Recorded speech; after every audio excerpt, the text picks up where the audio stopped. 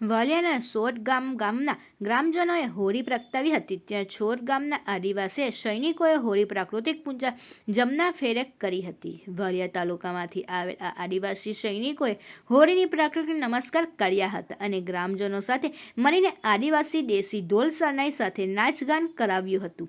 જય આદિવાસી સેના અધ્યક્ષ વસાવા મહેશભાઈ દ્વારા હોળીનું મહત્વ સમજાવવામાં આવ્યું હતું. આદિવાસી પ્રકૃતિ પૂજક છે.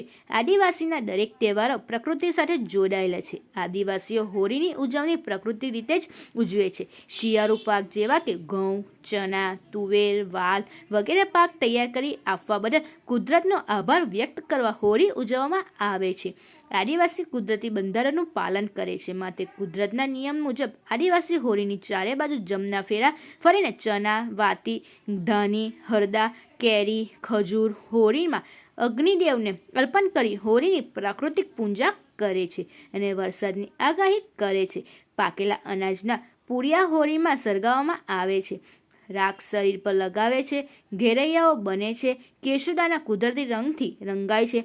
હોળીઓ આદિવાસીનો પ્રાકૃતિક ઉત્સવ છે. આમ આદિવાસીઓમાં હોળીનું ઘણું મહત્વ છે. અંતે જય આદિવાસી સેના પ્રમુખ વસાવા હાર્દિકભાઈ દ્વારા કુદરત કી જય, જોહર, જય આદિવાસીના જય ઘોષ દ્વારા સૌનો આભાર વ્યક્ત કરવામાં આવ્યો અને કાર્યક્રમનું સમાપન થયું.